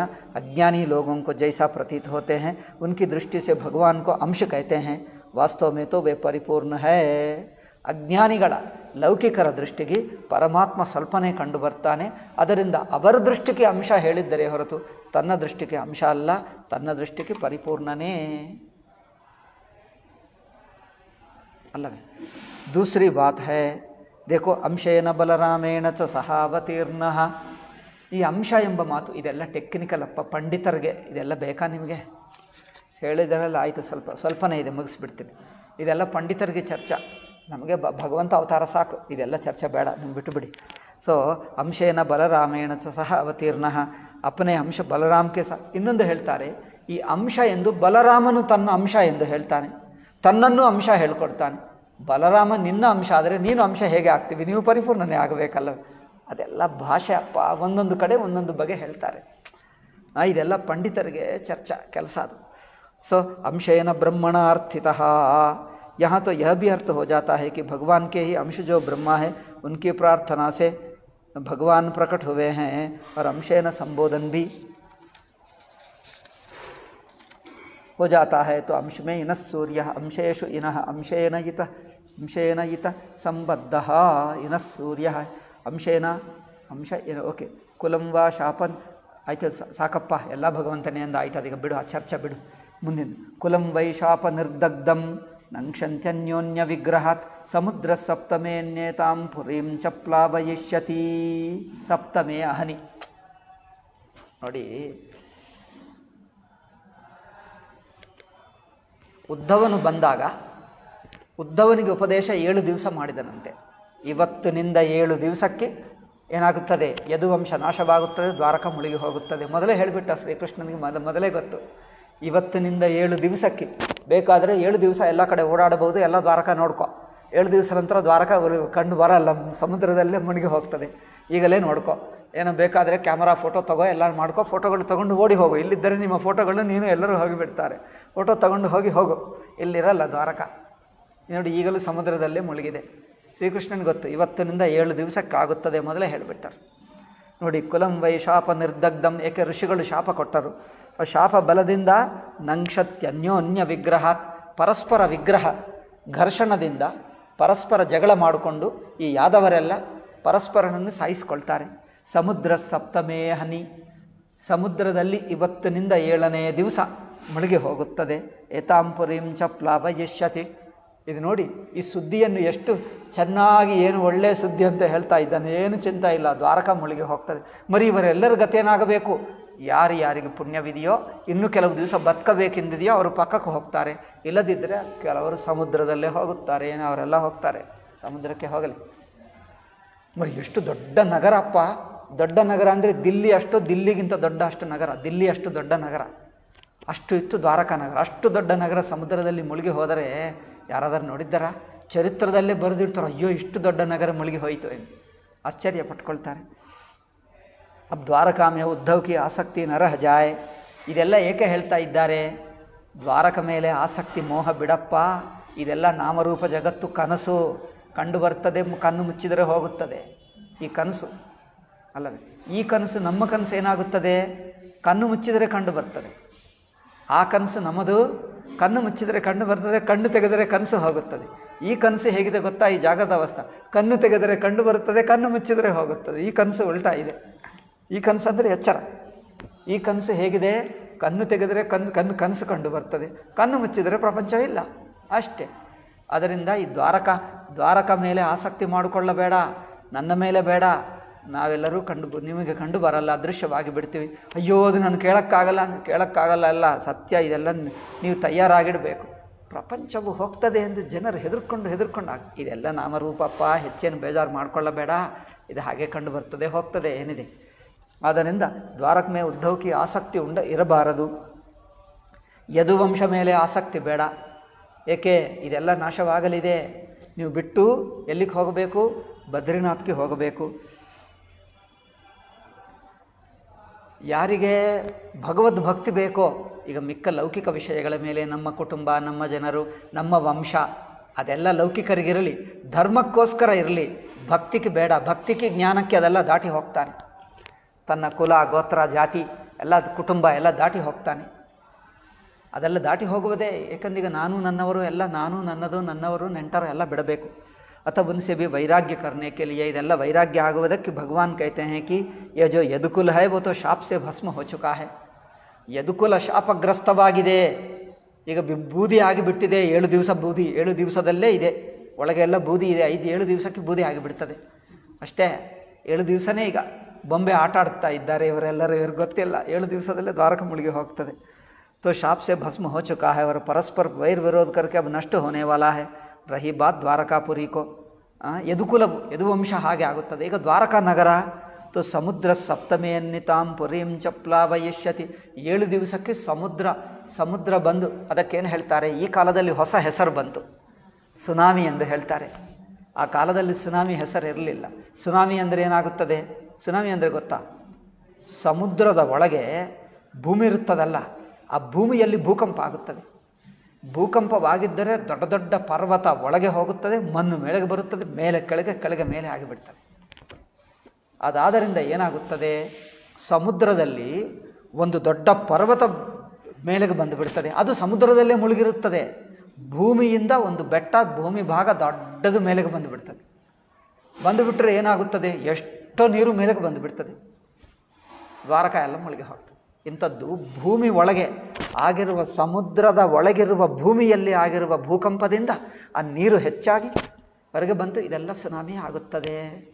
ಆ ಕಾಲದಲ್ಲಿ ಸುನಾಮಿ ಎಂದು ಹೆಸರಿರಲಿಲ್ಲ, ಬಟ್ ಇದೇ ತರಹ ಇದೇ ಇತ್ತು.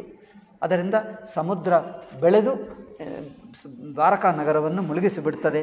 ದೇಖೋ ಸಾರಾ ನಹಿಡು ಬೇಗ ಉಸ್ಮೆ ತ್ಯಕ್ವಾ ಭಗವದಾಲಯಂ. ಭಗವಂತನಿರುವಂಥ ಮಂದಿರ ಮಾತ್ರ, ಶ್ರೀಕೃಷ್ಣನಿರುವುದು ಮಾತ್ರ ಬಿಟ್ಟು ಮಿಕ್ಕದೆಲ್ಲ ಮುಳುಗಿ ಹೋಗ್ತದಂತೆ. ಅದು ನೋಡಿ, ಅದು ಶ್ರೀಕೃಷ್ಣ ಹೇಳೋದು. ಶ್ರೀಕೃಷ್ಣ ವಾಸ ಮಾಡಿರುವ ಆ ಅರಮನೆ ಮಾತ್ರ ಇರುತ್ತದೆ. ಆ ಶ್ರೀಕೃಷ್ಣನ ರೂಮ್ ಎಲ್ಲಿ ವಾಸ ಮಾಡಿದ್ದರೋ ಅದು ಮಾತ್ರ ಬಿಟ್ಟು ಮಿಕ್ಕದೆಲ್ಲ ಮುಳುಗಿ ಹೋಗ್ತದೆ. रहने का जो स्थान था उसको छोड़कर सारी द्वारका पूरी डूबी थी. इसलिए आजकल तो बीच का मंदिर है. बताते हैं कि वहीं भगवान का निवास स्थान है.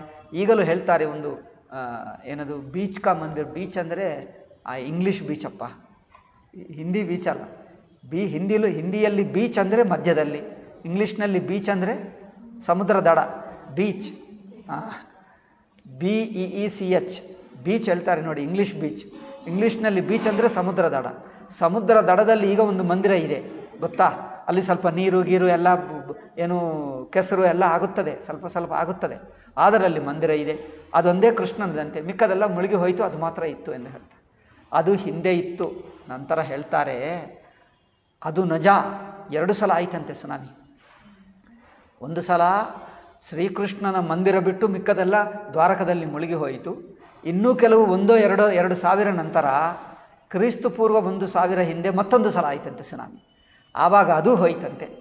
ಅದರಿಂದ ಈಗ ಇರುವುದು ಅನಂತರ ಕಾಲದಲ್ಲಿ ಯಾರೋ ರಾಜರು ಕಟ್ಟಿಸಿದ್ದರು, ಸ್ವಾಮೀಜಿಗೆ ಗೊತ್ತಿಲ್ಲವೋ ಏನೋ, ಯಾರೋ ರಾಜರು ಅನಂತರ ಕಟ್ಟಿಸಿದ್ದರಂತೆ. ಅದರಿಂದ ಮೊದಲು ದ್ವಾರಕ ಮುಳುಗಿದಾಗ ಶ್ರೀಕೃಷ್ಣನ ರೂಮ್ ಮಾತ್ರ ಇತ್ತಂತೆ. ಅದು 1-2 ವರ್ಷ ಇತ್ತು. ನಂತರ ಮತ್ತೊಂದು ಸಲ ಹಾಗೆ ಅದೇ ಹೋಯಿತು. ಅದರಿಂದ ಮತ್ತೆ ಸ್ವಲ್ಪ ಒಳಗೆ ಕಟ್ಟಿದ್ದಾರೆ. ಆ ಒಳಗೆ ಕಟ್ಟಿದ್ದು ಅದು ತುಂಬ ಹಿಂದಿಂದ, ಈಗದೇನಲ್ಲ. ಈಗ ಇರುವುದು 3000 ವರ್ಷ, ಈಗ ಅಲ್ಲ, ಅದು 3000 ವರ್ಷ ಹಿಂದಿಂದು ಈಗ ಇರುವುದು ಅದು ಇದೆ. ಅದು 3000 ವರ್ಷ ಆದರೂ ಕೆಸರು ನೀರು ಅಲ್ಲಿ ಬರುತ್ತದೆ. ಆ ಮಂದಿರ ನೋಡಲಿಕ್ಕೆ ಹೋಗ್ತಾರೆ. ಮಿಕ್ಕ ನಗರವೆಲ್ಲ ದ್ವಾರಕ ಹೇಳ್ತಾರೆ ದೂರವಿದೆ. ಆ ಕೃಷ್ಣನ ಮಂದಿರ ಮಾತ್ರ ನೀರಿಗೆ ಹತ್ತಿರ, ನೀರಿನಲ್ಲೇ ಇದ್ದಂತೆ ಇದೆ. ನೋಡಿರ್ಬೋದು ನೀವೆಲ್ಲ, ನೀರಿಗೆ ಹತ್ತಿರನೇ ಇದೆಯಾ, ನೀರಿಗೆ ಹತ್ತಿರ ಇದೆ ಎಂದು ಹೇಳ್ತಾರೆ, ಅಲ್ಲಿ ಇದೆ. ಆದ್ದರಿಂದ ಬೇಟ್ ದ್ವಾರಕ ಅಂದರೆ ಅದು ಒಳಗೆ ಇದೆ ನೀರಿನಲ್ಲಿ. ಇನ್ನೊಂದು ದ್ವಾರಕ ಮತ್ತೆ ಎಲ್ಲರಿಗೆ ಹೋಗೋಕ್ಕಾಗಲ್ಲ, ಕೆಸರು ನೀರು ಎಂದು ಮತ್ತೆ ಎಲ್ಲಿ ಕಟ್ತಾರೆ.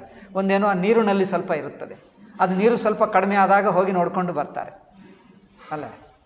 ನೀರು ಸ್ವಲ್ಪ ಕಡಿಮೆ ಆದಾಗ, ಏಕೆಂದರೆ ನೀರು ಅದೇನು ಹೇಳ್ತಾರೆ, ಅಮಾವಾಸ್ಯ ಪೌರ್ಣಿಮಕ್ಕೆ ಸಮುದ್ರ ಹೆಚ್ಚು ಕಡಿಮೆ ಆಗ್ತದಲ್ಲವೇ, ಆ ಸಮುದ್ರ ದಡದಲ್ಲಿರುವವರಿಗೆ ಗೊತ್ತಾಗ್ತದೆ. ಒಂದು ಸಲ ಯಾವಾಗ ಆಗ್ತದೆ ಹೆಚ್ಚು, ಪೌರ್ಣಿಮಕ್ಕೆ ಹೆಚ್ಚಾಗ್ತದೆ, ಅದೇ ಪೌರ್ಣಿಮಕ್ಕೆ ಹೆಚ್ಚಾಗ್ತದೆ. ಆವಾಗ ಮತ್ತೆ ಕಡಿಮೆ ಆಗ್ತದೆ. ಅದು ನೋಡ್ಕೊಳ್ತಾರೆ. ನೀರು ತುಂಬ ಕಡಿಮೆ ಆಗ್ತದೆ, ಅದೆಲ್ಲ ತೇಲುತ್ತದೆ. ಅಲ್ಲೇನಾದರೂ ಇದ್ದರೆ ಮಂದಿರ ಗಿಂದಿರ ಎಲ್ಲ ಪೂರ್ತಿ ಕಂಡು ಬರ್ತದೆ. ಜನರು ಹೋಗಿ ನೋಡಿಕೊಂಡೇ ಬರ್ತಾರೆ. ಮತ್ತೆ ಬಂದಾಗ ನೋಡಿದರೆ ಅದೆಲ್ಲ ಪೂರ್ತಿ ಮುಳುಗಿ ಅಲ್ಲಿವರೆಗೂ ನೀರು ಬರ್ತದೆ. ಅಲ್ಲಿ ಯಾರೂ ಇರೋಕ್ಕಾಗಲ್ಲ ಹೋಗಿಬಿಡ್ತಾರೆ. ಸಮುದ್ರದಲ್ಲಿ ಹೋದರೆ ಬೇಗ ಮುಳುಗಲ್ಲ ಗೊತ್ತಾ. ಮಿಕ್ಕ ನೀರಿನಲ್ಲಿ ಬೇಗ ಮುಳುಗುತ್ತಾರೆ. ಆ ಅಲೆಗಳು ಮನುಷ್ಯನನ್ನು ತಳ್ಳುತ್ತವೆ. ಇಲ್ಲಿಂದ ಭೂಮಿಗೆ ತರುತ್ತವೆ, ಭೂಮಿನಿಂದ ಸಮುದ್ರದಲ್ಲಿ, ಸಮುದ್ರದಿಂದ ಭೂಮಿಗೆ ಸಮುದ್ರ. ಇಲ್ಲಿ 10 ಸಲ ಇಲ್ಲಿಗೆ ಅಲ್ಲಿಗೆ ತಂದು ಒಂದು ಸಲ ಮುಳುಗಿಸ್ತದೆ. ನೇರಾಗಿ ಮುಳುಗಿಸಲ್ಲ, 10 ಸಲ ಇಲ್ಲಿಗೆ ಅಲಗಾಡಿಸಿ ನಾಶ ಮಾಡ್ತದೆ. ಅಷ್ಟರಲ್ಲಿ ಬದುಕಿದ್ದರೆ ಬದುಕಿ ಹೋಗ್ತಾನೆ, ಹೋದರೆ ಹೋಗ್ತಾನೆ. ಆ ನೀರು ಮೇಲೇ ಅಲ ಮೇಲೇ ತಿರುಗುತ್ತಾನೆ ಸ್ವಲ್ಪ ಹೊತ್ತು, 10 ಸಲ. ಹಾಗೆ ಕೊನೆಗೆ ಇನ್ನೂ ಒಳಗೆ ಹೋಗಿಬಿಟ್ರೆ ಈಗ ಬತ್ತುವುದು ಕಷ್ಟ. ಈಗ ಅಲ್ಲೇ ಇದ್ದೀಗ ಅಲ್ಲೇ ಹೋಗಿಬಿಡ್ತಾ. ಕೆಲವು ಸ್ವಲ್ಪ ಹೊತ್ತು ಆಟ ಆಡಿಸಿ ಮುಳುಗಿಸ್ತದೆ. ಸಮುದ್ರ ಸುಮ್ಮನೆ ಮಾಡಲ್ಲ, ಸುಮ್ಮನೆ ಬೇಗ ಸಾಯಿಸಲ್ಲ, ಕಷ್ಟಪಟ್ಟು ತುಂಬ ಹಿಂಸೆ ಮಾಡಿ ಸಾಯಿಸ್ತದೆ. ಅದು ಸಮುದ್ರದ ದೊಡ್ಡತನ, ಗ್ರೇಟ್. ಹಾಗೆ ಮಾಡ್ತಾನೆ. सो स्थान है उसको छोड़कर सारी द्वारका पूरी डूबी थी, इसलिए आजकल तो बीच का मंदिर है। बताते हैं कि वहीं भगवान का निवास था, बीच। यर्हेवायं मया त्यक्तो लोकोऽयं नष्टमंगलः भविष्यत्यचिरात् साधो कलिनापि निराकृतः। ಈಗ ನೇನು ಕೂಡ ನಾನು ಈ ಭೂಲೋಕವನ್ನು ಬಿಟ್ಟು ಬಿಡ್ತೀನಿ. इसमें मंगल का नाश हो जाएगा। मंगल माने साधन। ಈ ಮಂಗಳ ಸಾಧನ ಎಲ್ಲರೂ ಈ ಧ್ಯಾನ ಮಾಡುತ್ತಾ ಚಿಂತನೆ ಮಾಡುತ್ತಾ ಪೂಜೆ ಮಾಡುತ್ತಿರುವ ಈ ದೇಹವು, ಈ ಕೃಷ್ಣ ದೇಹವನ್ನು ನಾನು ಬಿಟ್ಟು ಬಿಡ್ತೀನಿ. भगवद्भक्ति तत्वज्ञान का आश्रय लेकर लोग आगे बढ़ते हैं, उसका लोप हो जाएगा और दूसरे कलिनापि निराकृत कलियुग आकर इसका खूब तिरस्कार करेगा।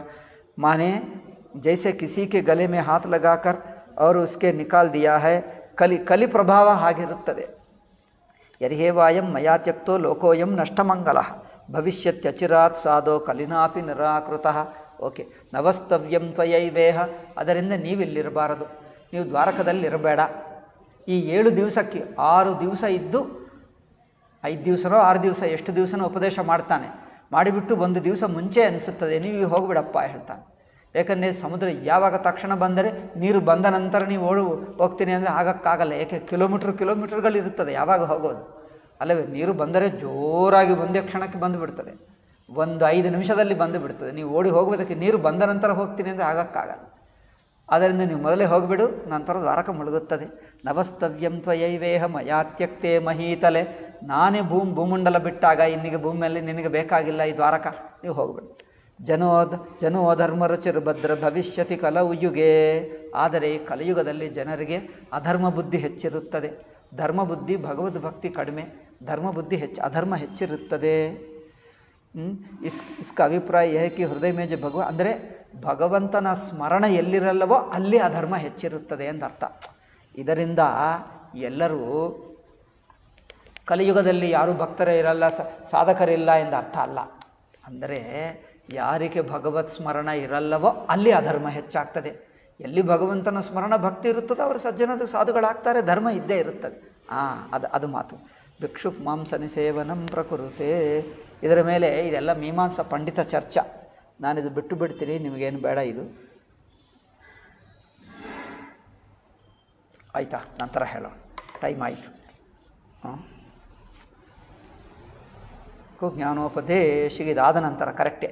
ಈಗ ಮುಂದಿನ ಶ್ಲೋಕದಿಂದ ಉದ್ಧವನಿಗೆ ಉಪದೇಶ ಶುರುವಾಗ್ತದೆ. 6ನೇ ಶ್ಲೋಕದಿಂದ. ತ್ವಂತು ಸರ್ವಂ ಪರಿತ್ಯಜ್ಯ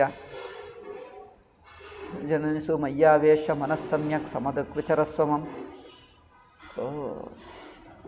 ಕರ್ಮನಿಷ್ಠಾವಶಿಷ್ಟಾದ್ಯಾಃ ಸರ್ವೇ ತೇ ಜ್ಞಾನಿನಃ ಸ್ಮೃತಾಃ.